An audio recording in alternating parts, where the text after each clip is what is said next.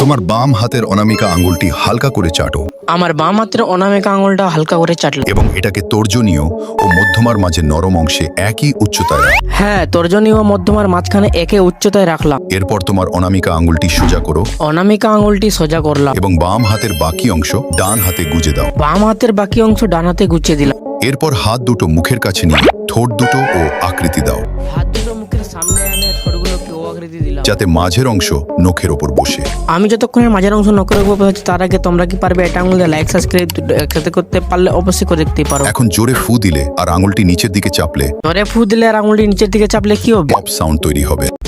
সত্যি তো অনেক সুন্দর পপ সাউন্ড তৈরি হচ্ছে।